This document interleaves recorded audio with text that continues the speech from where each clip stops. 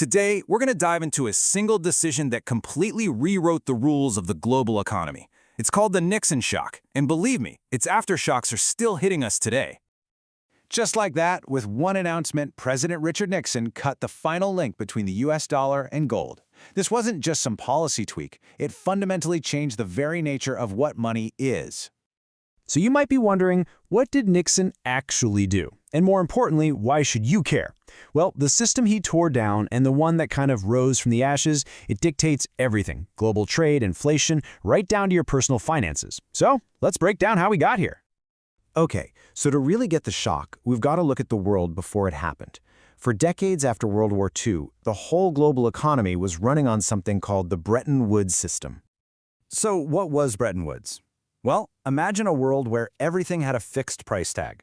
Every major currency was pegged to the US dollar at a set rate, and the dollar itself, it had a fixed price tag in gold.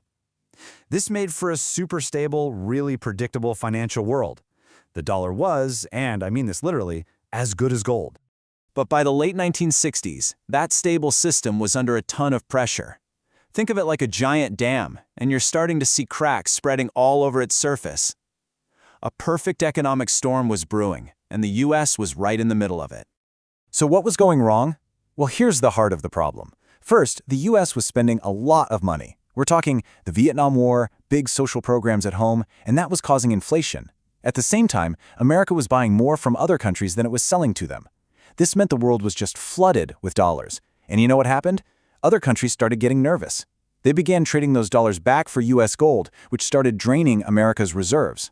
The old rigid system just couldn't bend. It was starting to break. So you've got to ask, was this just about the numbers? Not even close. Politics played a massive role here. Nixon had an election coming up, and he absolutely had to get a handle on inflation and unemployment. But there was also this bigger idea of, American sovereignty, a desire to control its own money without being tied to that promise of gold.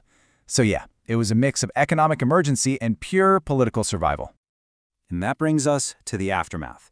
Nixon gets on TV and announces he's closing the gold window. What that means is other countries could no longer show up with their dollars and demand gold. Just like that, the dollar was cut loose. It was untethered, floating free for the very first time. This comparison really gets to the heart of it. We went from a world of fixed rates and gold-backed money to one of floating rates and fiat currencies. And fiat is just a fancy way of saying money is no longer backed by a physical thing. It's backed by your trust and faith in the government that prints it. This gave countries way more independence, for sure, but it came at a huge cost. Stability was out, uncertainty was in. And the consequences? They were immediate, and they were dramatic. It was a chain reaction. First, the dollar's value dropped. Now remember, oil was priced in dollars, so all the oil-producing OPEC nations suddenly saw their income just plummet. Their response?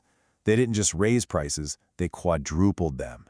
And boom, that triggered the massive 1973 oil crisis that sent shockwaves through the entire global economy. Now, back in the US, the short-term results were, well, a mixed bag. On one hand, a weaker dollar was actually good for American businesses. It made their exports cheaper for other countries to buy, which helped the trade balance. But the price for that bit of good news was a massive spike in global uncertainty and volatility. And this is where it all comes home, because this brings us to the world we all live in right now. That decision back in 1971 wasn't some temporary fix. It fundamentally reshaped our entire financial system, and it baked a whole new level of instability right into its DNA. This quote here really says it all. The move introduced new dynamics and complexities, leading to increased volatility and instability in the global economy that persists to this day. We've been riding that roller coaster ever since. And if you need proof, just look at this timeline. The decades after the Nixon shock have been defined by a series of rolling financial crises. You've got the Latin American debt crisis, the Asian financial crisis, and of course, the 2008 global financial crisis. Many of these were made worse by the super-fast, speculative flow of money in this new, free-floating world. So let's just sum up the long-term legacy here. What did we get? More volatile markets for sure, an explosion in speculative trading, a total shift to fiat money based on trust, and of course, a much bigger role for organizations like the IMF, which are constantly trying to put out fires and manage all this instability.